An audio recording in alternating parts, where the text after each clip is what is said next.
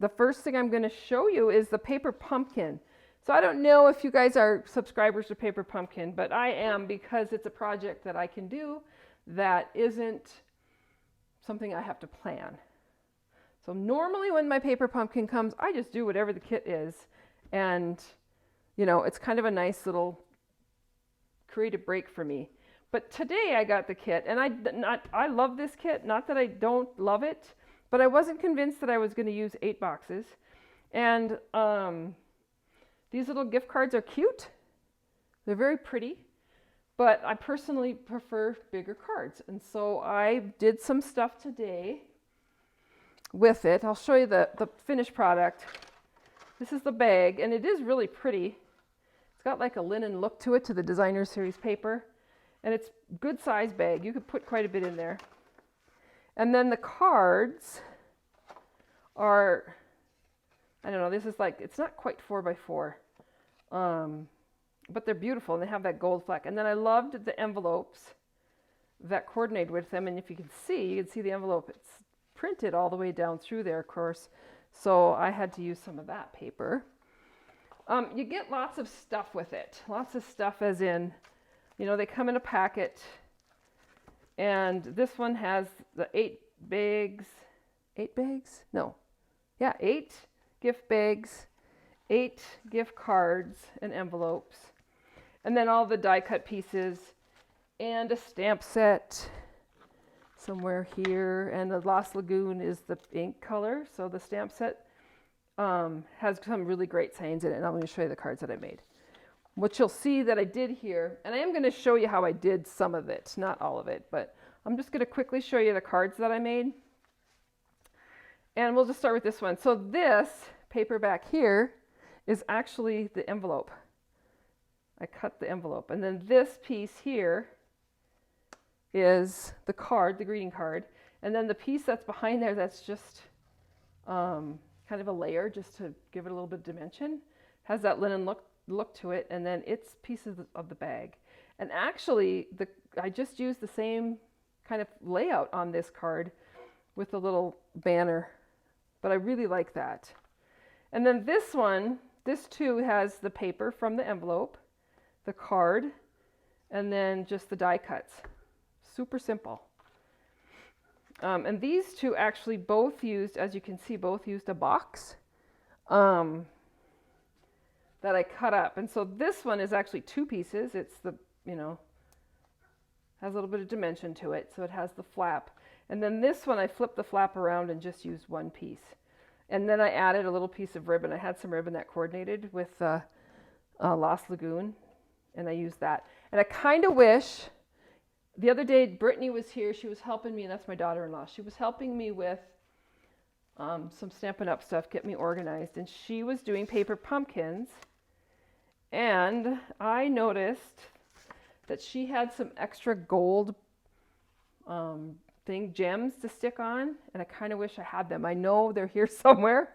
I just am not going to be able to find them until I start putting stuff away.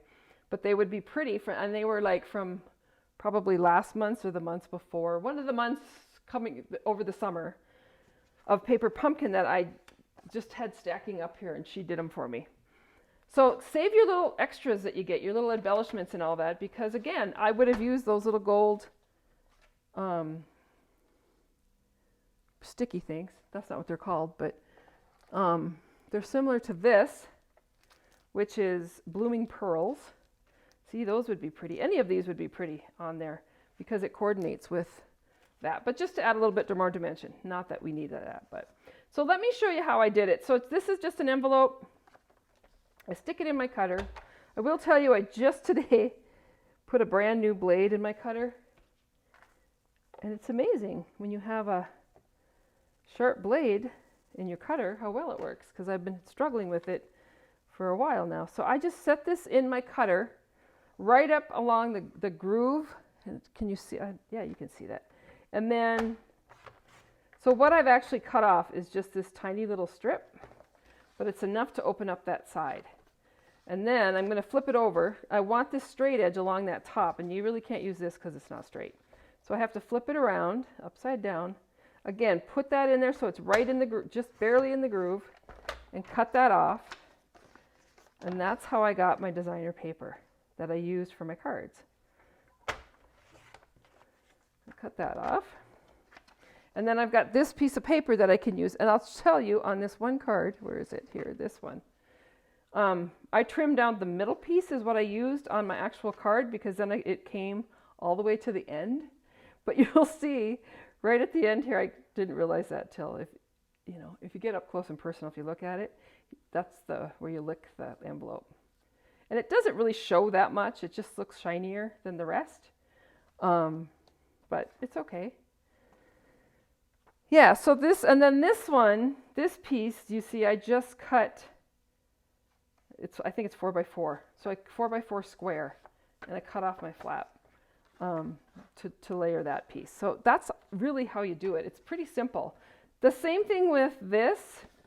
So for one of the cards, I cut this flap off here at the score line, and then I cut my box open the same way, and then I have, some fairly good sized pieces to use. And on one of these cards, this one here. So I did this on the outside, and then I put a piece of that linen box on the inside and stamped it. I don't think I did that for the rest of them because I started playing and then didn't want to just do the insides. But I would certainly, especially for these darker bases, I like to put something on the inside to jazz it up and to make it easier to read and look at. And so I have lots of, I kept all the scraps, and I can use them as insides of my cards.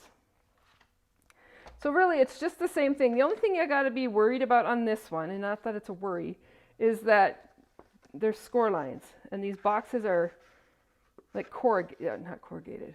What's it called? Gusseted. So they have a score line here and up that side, but there's a score line there. So that's kind of where I made my cut marks, where I knew there were score lines. I always make sure when I'm cutting off an edge, especially like this, that I have the straight edge butted up against the edge. No, I don't think I had it. I don't think I had it even near the cut line. So that's the other thing you have to make sure. So you can cut off just a little bit, and that allows you to open up that. And then, then I've got these pieces that I can cut off, and I can cut these on the score lines, and that's how I get that big piece with the edge at the bottom. Or this one where I actually cut that. So I cut this piece out and I cut this off, and then I flipped it around and attached it, just so it had some more dimension. I hope that makes sense. But these were really fun. They turned out really great, I think. Like I said, I liked the paper pumpkin this time around. I just knew that I would use this size cards, and I just actually used, a sheet of Lost Lagoon and a sheet of Mossy Meadow. And where I found that on my sheet was right here. It gives you the coordinating colors. So it gives you an idea of colors that would look good with the products that are actually in the kit. And actually, they do give you a couple of different ideas of things to do. This is where they did cut apart the envelope. But I love this paper. And so why waste it on the inside of an envelope when you can put it in with your card? And so really super easy. Like I said, there's the box and there's the actual products that you're supposed to make, or you should make, or you could make. But I'm going to have fun finishing up these thank you cards and grateful for you cards using that kit.